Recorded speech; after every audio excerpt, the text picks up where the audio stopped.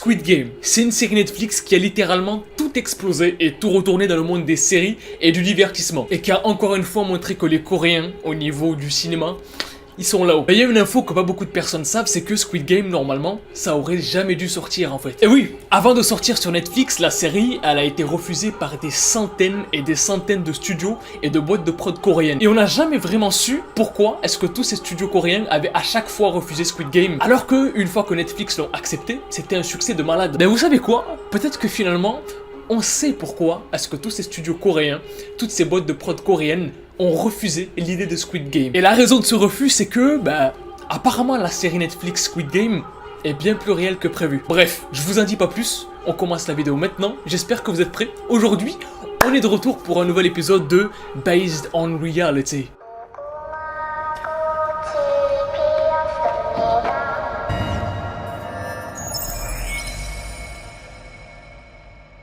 Squid Game, pour les 2-3 personnes qui ne connaissent pas, qui n'ont pas internet, ou pour les vieux qui connaissent pas, bientôt la fin du film. C'est une série où on suit des personnages qui vont devoir survivre au Squid Game, un jeu organisé par un groupe anonyme. Et le truc, c'est que ce fameux jeu du Squid Game, il se trouve que c'est un jeu à mort, où le dernier parmi les 456 participants, et donc qui arrive à survivre à la fin, gagne la somme de 32 milliards d'euros. Et si je vous disais que du coup cette histoire de Squid Game, elle est réelle, c'est vraiment arrivé en Corée du Sud. Et que c'est beaucoup moins stylé que la série et beaucoup plus flippant. Et surtout que si tous les studios et les boîtes de prod coréennes ont refusé de produire Squid Game, c'est pas pour rien.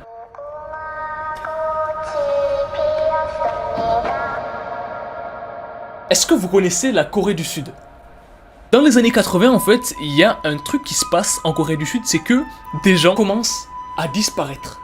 Du jour au lendemain en fait. Comme cet enfant qui devait rentrer chez lui après l'école un mardi et qui n'est jamais rentré à la maison. En fait, ce qui s'est passé, c'est que après les cours, au lieu d'aller directement chez lui, il est d'abord allé se promener en ville pour jouer, etc. Mais il n'est jamais rentré à la maison. Puisqu'en fait, ce qui s'est passé, c'est que 2 policiers lui ont proposé de le raccompagner chez lui. Comme il commençait à se faire tard, etc.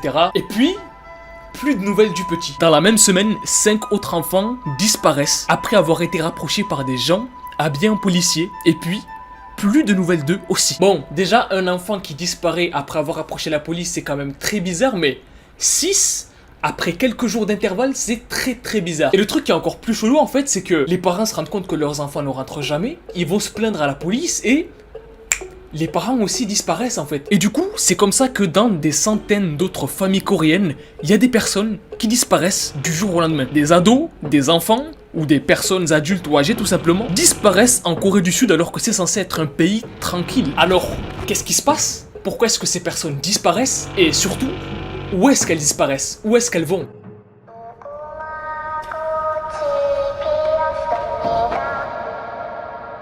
Toutes les personnes qui étaient approchées par des policiers pour leur dire on va vous emmener chez vous, on va vous aider pour votre problème, etc. étaient bien amenées par la police pour récolter des informations dans une espèce de salle d'interrogatoire, tout ça donc adresse, numéro de téléphone, nom de famille, proches qu'on peut contacter, etc. Pour les petits, du coup, c'était pour avoir l'adresse pour les ramener chez eux. Pour les adultes, c'était parce qu'ils étaient inquiets que leurs enfants aient disparu. Du coup, c'était pour avoir des informations pour revenir vers eux, peut-être si on retrouvait les enfants. Sauf que, problème, à chaque fois que les policiers, du coup, sortaient avec soit les adultes, soit les vieux, soit les enfants, il y avait à chaque fois un van blanc qui les attendait en fait devant le poste de police. Pour tout le monde, comme je vous l'ai dit, que ce soit les enfants qui veulent retourner chez eux, ou que ce soit les parents qui essaient de retrouver leurs enfants, ou même des vieux, des mendiants, peu importe. À chaque fois qu'ils ressortaient du poste de police, un van blanc les attendait devant le poste. Van blanc qui n'appartient pas à la police bien sûr. Et du coup la police dit à ces personnes-là, maintenant, vous allez monter dans le van. On va vous ramener chez vous, vous inquiétez pas, tatati tatata. Donc normalement les personnes, que ce soit les petits ou que ce soit les adultes, il n'y a pas de réelle raison en fait de se dire la police me ment, tu vois, les personnes sont naïves, elles font confiance en la police, et donc les personnes montent dans le van blanc. Sauf qu'une fois que ces personnes-là, que ce soit les enfants ou les adultes, entrent à l'intérieur du van blanc, à l'intérieur, il y a d'autres personnes en fait. Les personnes se rendent compte qu'elles ne sont pas toutes seules à l'intérieur du van, exactement comme dans Squid Game où chaque participant est récupéré par un van blanc, entre dans le van et s'aperçoit qu'il n'est pas seul dans le van. Exactement comme chaque participant de Squid Game qui entre dans un van blanc. Et donc dans la série, le van blanc les amène dans le jeu du Squid Game où le jeu se passe. Sauf que là, problème en fait, les enfants et les adultes, etc., ils retournent pas chez eux avec le van en fait. C'est-à-dire que le van, il va sur la route, il continue et il sort de la ville en fait. Dans ses vannes blancs, tout le monde pensait être amené chez lui, sauf que non. Et c'est à partir de là que le pire va commencer pour ces personnes-là.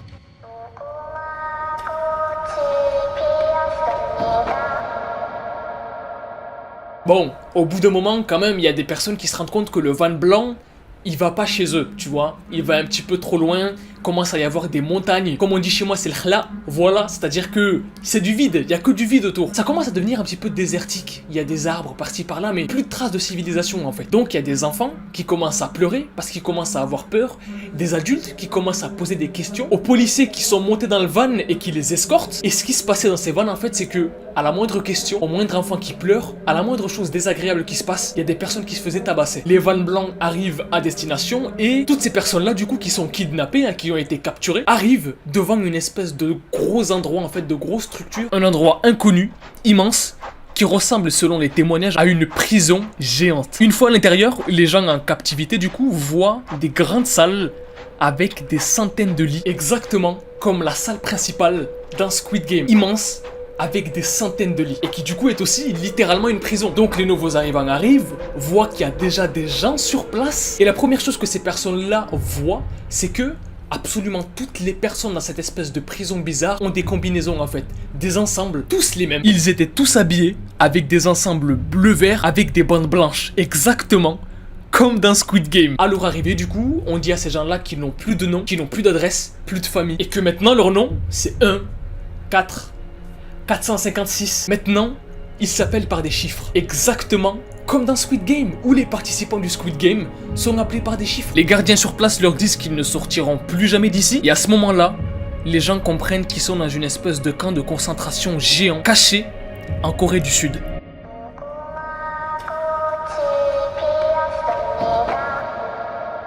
À leur arrivée, on leur explique les règles. À chaque fois qu'un supérieur s'adresse à eux, ils doivent répondre par oui chef, non chef, et tous les matins, ils seront réveillés par une sonnerie. Exactement comme dans Squid Game, où les participants du Squid Game sont réveillés par une musique tous les matins. Dans ce camp, il y a des dizaines de petits de 7-8 ans qui sont totalement perdus, qui se plient aux ordres, tout simplement pour pas se faire péter la gueule et pas se faire massacrer en fait. Et les nouveaux arrivants, en voyant tout ça, en voyant le camp, les gens, les uniformes, des gens se faire massacrer devant eux, en fait leur cerveau, il grille et ils croient que c'est une blague.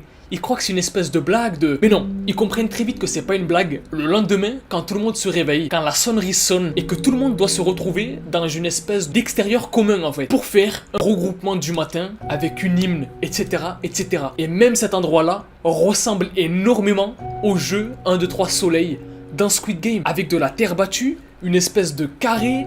C'est vraiment super flippant. Bien sûr, c'est impossible de sortir de ce camp-là, puisque les murs font plusieurs dizaines de mètres. Des gardes sont en dehors des murs du camp, dans les montagnes autour du camp. Dans le camp, il y a tout qui est organisé de sorte à ce que le camp soit autonome. Du coup, il y a des usines, il y a des magasins, il y a des fonctionnaires, des personnes qui travaillent pour le camp, pour que le camp s'organise lui-même. C'est un truc de fou. Et les nouveaux, ils ont intérêt à vite servir à quelque chose en fait, parce que sinon, soit ils vont se faire massacrer, soit ils vont se faire tuer, puisqu'ils servent à rien du tout. Il n'y a pas d'uniforme ou de vêtements de rechange, il n'y a pas de shampoing, il n'y a pas de savon, il n'y a pas de brosse à dents. Bah si, il y a une brosse à dents pour 100 personnes. Tout le monde se brosse avec la même. Vraiment, en fait, cet endroit, c'est l'enfer, quoi. Et tout le monde doit servir à quelque chose, même les petits-enfants, en fait. C'est pour ça qu'il va y avoir des enfants de 8-9 ans qui vont être cordonniers. Un truc de fou. Moi, à 9 ans, je me mettais du gel alors que j'avais les cheveux crépus. Et tes gars là, ça ne sert à rien, ça donne de la merde, on dirait que j'ai des pellicules. À 8-9 ans, dans ce camp super flippant de l'enfer, en fait, ces mecs-là, ces enfants-là, étaient cordonniers. Ils étaient menuisiers, parce qu'en fait, s'ils ne le faisaient pas, ils se faisaient tuer. Exactement comme dans Squid Game où, si tu ne fais pas ce qu'on te demande, tu te fais tuer. Bref, du travail à la chaîne, du travail forcé, et si à la fin de la journée l'objectif n'était pas rempli, par exemple pour les cordonniers, c'est tout le groupe de cordonniers qui se faisait fouetter, frapper, exploser. Et bien sûr, sans être payé. Il y avait aussi pas beaucoup de nourriture. Et ça c'est normal puisque dans ce genre de camp en fait, les personnes font exprès de ne pas donner beaucoup de nourriture aux personnes dans le camp pour pas qu'elles n'aient de force, pour pas qu'elles puissent se révolter. Ça fait que du coup, elles ont moins d'énergie pour remplir les objectifs à remplir et du coup dans tous les cas, elles se font massacrer. Donc ce qui se passait c'est que les gens, comme ils avaient faim, ils mangeaient tout ce qu'ils trouvaient. Donc ils pouvaient manger de l'herbe, ils pouvaient manger un oiseau qui était mort par là, des fois ils mangeaient même des souris. Exactement comme dans Squid Game où tous les participants en fait ont tous des petites portions de nourriture et où du coup tu peux pas demander à avoir plus de nourriture. futur. Pour les femmes, par exemple, quand elles étaient enceintes, bah, quelques jours plus tard, elles étaient plus enceintes. Me demandez pas comment ni pourquoi, parce que les gardes faisaient des trucs de fou, en fait. Que ce soit de l'injection, que ce soit de frapper, que... Peu importe. Quoi qu'il arrive, quand une femme était enceinte, quelques jours plus tard, elle l'était plus. Bon... Après avoir entendu tout ça, quand même, on se demande, on a envie de savoir pourquoi est-ce que ces personnes-là ont atterri dans cet endroit-là, en fait. Pourquoi ces personnes-là ont atterri dans cet enfer, dans ce Squid Game dans la vraie vie. Et surtout, qui sont les personnes qui géraient cet endroit et pourquoi est-ce que personne n'a jamais rien fait? Pourquoi est-ce que personne n'est jamais venu sauver ces personnes-là?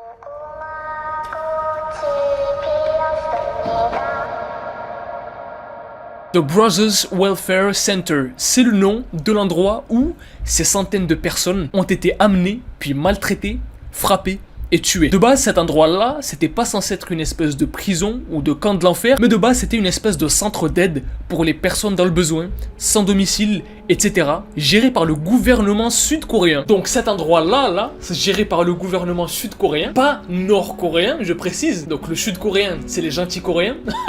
Je remémore au cas où. Devait servir du coup à réinsérer des gens, à aider des gens qui avaient des handicaps, à aider des vieilles personnes qui ne pouvaient plus se débrouiller de manière autonome en fait. Comme cet homme par exemple qui a été amené dans le camp à 14 ans et qui en est toujours traumatisé parce qu'il s'est fait agresser par des gardes devant les autres et qui s'est passé trop de trucs de fou en fait pour le cerveau d'un enfant de 14 ans. Et grâce à lui, on sait aussi que des gens ont essayé de s'enfuir. Et comme je vous l'ai dit, les personnes qui essayaient de trouver des cachettes, de faire quelque chose en fait qui ne respectait pas les règles de l'endroit, étaient tués. Mais du coup, Adam, les gens de base qui étaient là, SDF, handicapés, qui avaient besoin d'aide, où est-ce qu'elles sont ces personnes-là? Parce que du coup, ça fait longtemps qu'il existe l'endroit. Bah oui.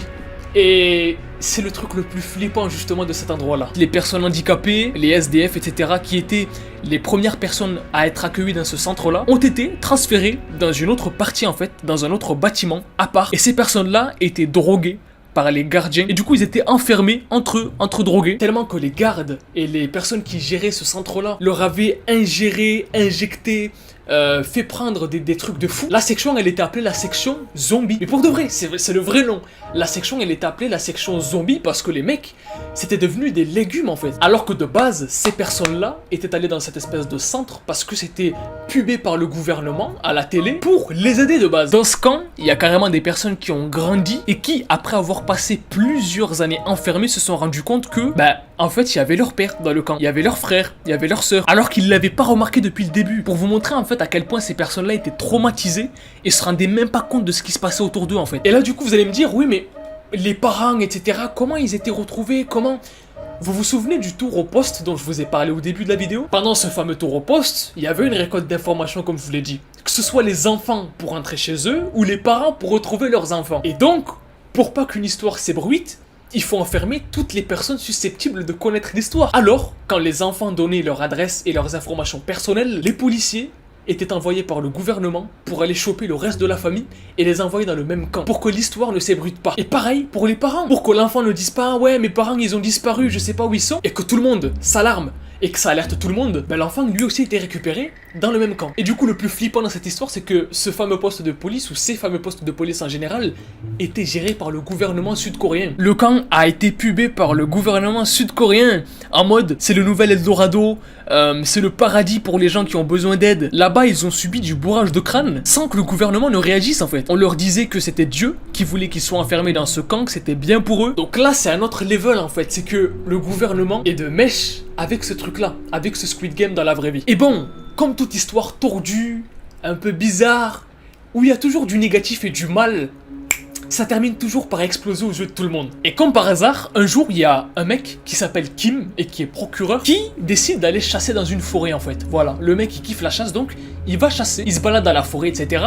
Il voit un animal au loin, il le vise avec sa lunette et quand il vise avec sa lunette en fait, à côté de l'animal, sur une montagne, il voit des espèces de taches qui bougent. Donc il se dit, c'est quoi ce truc? Pourquoi est-ce que je vois des taches qui bougent dans mon viseur? C'est pas normal. Il prend ses lunettes, il regarde la colline, donc la montagne loin, où il y avait les fameuses taches qui bougeaient. Il zoome, et là il voit que c'est pas des taches, il voit que c'est des personnes tout habillées, avec la même combinaison, avec des chaînes. Il voit qu'il y a des petits, qu'il y a des plus grands, qu'à côté il y a une espèce de garde avec un chien, et que ces personnes-là qui sont enchaînées sont en train de piocher un truc. Donc là, Kim, qui est procureur, il se dit, c'est quand même curieux cette histoire, parce que dans cette région de la Corée, il y a pas de prison. Alors il rentre chez lui et il décide de faire des recherches. Et du coup c'est là que l'enquête commence sur ce fameux Squid Game dans la vraie vie. Exactement comme dans la série Squid Game où l'un des personnages de la série commence à voir qu'il y a quelque chose de bizarre qui se passe, qu'il y a un membre de sa famille ou un ami à lui qui a disparu et décide de se lancer dans une enquête.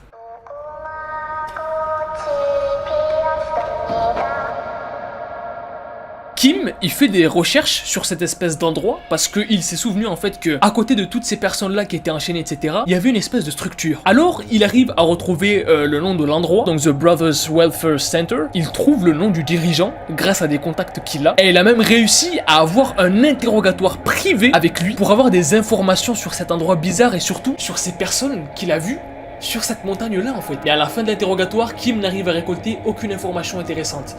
Ou presque. Parce que le dirigeant va se tirer une balle dans le pied, tout seul, en parlant un petit peu trop. À la fin de la discussion, en fait, le dirigeant va lui dire « Vous ne pourrez rien faire contre moi, je suis beaucoup trop puissant, je suis intouchable, cet endroit est géré par les puissants gouvernants sud-coréens et par le président lui-même. » Donc le gouvernement sud-coréen est au courant de tout ça, gère tout ça, le président lui-même. Et le dirigeant continue de parler et explique aussi que il y a une espèce de quota à remplir en gros. Plus il ramène de gens dans son camp, plus il gagne d'argent venant du gouvernement. Et tout ça n'a pas été fait juste par plaisir. En fait, si vous le savez pas, mais dans les années 80, la Corée du Sud, elle doit accueillir les JO. Donc les JO, les Jeux Olympiques, c'est prestigieux quand tu les accueilles. Donc t'as tous les pays qui viennent chez toi et forcément t'as envie que ton pays ait une bonne image et une belle image, qui ait pas de tâches, de désagréments, tu vois. Alors, au vu de ces Jeux Olympiques dans les années 80, le gouvernement sud-coréen va décider de créer un programme pour nettoyer tout ce qui fait tache dans le paysage sud-coréen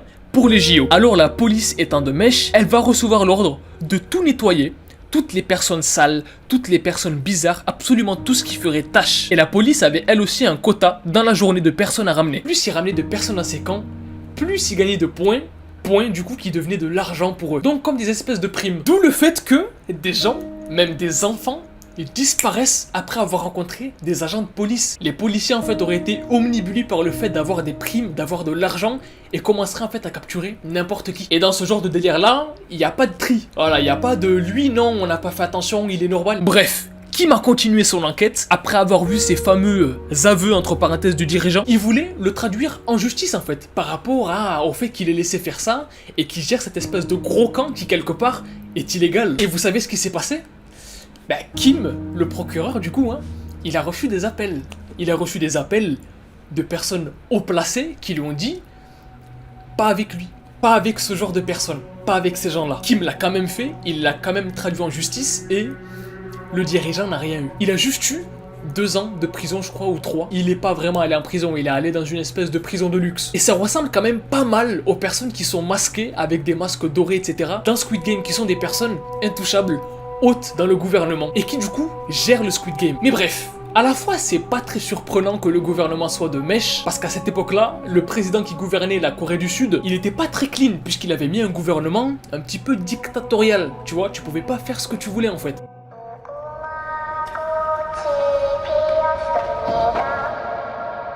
1987, le peuple sud-coréen apprend que depuis plusieurs années, un camp de concentration horrible est géré par le gouvernement et est vendu par le gouvernement comme une espèce de seconde chance, de seconde vie, alors que c'est totalement le contraire et que c'est un vrai cauchemar. Les gens sont choqués, protestent contre ce qui est une espèce de gros mensonge de la part du gouvernement concernant ce fameux Eldorado, ce fameux paradis pour les personnes handicapées dans le besoin, qui avaient besoin d'argent, qui en fait cacher l'enfer. Donc la même année, ce fameux camp a été fermé. Après que l'information sorte, les personnes sont libérées, etc. Et c'est qu'il y a quelques années, il y a à peu près 10 ans, que des personnes ont décidé de sortir de leur cachette et ont commencé à manifester et à donner leur témoignage en fait. Parce que toutes ces personnes ont gardé le silence pendant toutes ces années parce qu'ils avaient peur. Il y en a beaucoup qui ont essayé de retrouver leur famille mais qui n'y sont pas arrivés, qui sont restés seuls dans la rue pendant plus de 15 ans du coup. Il y a des personnes qui sont ressorties handicapées mentales de cet endroit-là parce que ces personnes-là en fait n'arrivent plus à parler et en fait sont totalement choquées de ce qu'elles ont vu dans les camps. Et donc comme je vous l'ai dit, il y a 10 ans, ces personnes-là ont commencé à ressortir un petit peu de leur cachette pour dénoncer tout ce qui s'était passé et pour que justice soit faite. Sauf que problème, avec le temps, il y a eu prescription. Et du coup, il n'y a pas de poursuite qui est possible en fait. Il y a 2 ans, il y a quand même une espèce de cellule qui a réouvert une enquête pour faire genre, mais c'est toujours en cours et je pense pas que ça va donner grand chose. Et à ce jour, en fait, les personnes qui ont été victimes de ce vrai Squid Game dans la vraie vie demandent toujours que justice soit faite. Maintenant, vous savez pourquoi Squid Game n'a jamais été accepté par n'importe quel studio coréen, par n'importe quelle boîte de prod coréenne. Pourquoi il est jamais sorti en Corée avant, alors que l'histoire, le créateur, il l'a écrit il y a très longtemps. Je crois que ça fait plus de 10 ans qu'il a écrit l'histoire et qu'il attend quelqu'un pour faire le film ou la série. Maintenant, vous savez pourquoi l'histoire de Squid Game a été refusée par absolument toutes les boîtes coréennes. Tout simplement parce que l'histoire de Squid Game dénonçait tout ce qui s'est passé pendant plusieurs années dans le Brothers Welfare Camp et qui donne une très très mauvaise image du gouvernement sud-coréen et même du pays qui a essayé d'étouffer cette affaire. Et c'est vraiment ouf de voir que tout colle quoi. Le délire des gens capturés, les vannes blancs, les salles avec les lits, la cour extérieure, les gardes, l'enquêteur qui essaie de comprendre ce qui se passe, les riches qui contrôlent eux-mêmes le camp. Bref, c'est vraiment un truc de fou. Et du coup, question qu'on se pose tous, après avoir toutes ces informations, etc. De quoi est-ce que le créateur il s'est inspiré du coup pour créer la suite de Squid Game? De quoi est-ce qu'on n'est pas au courant en fait?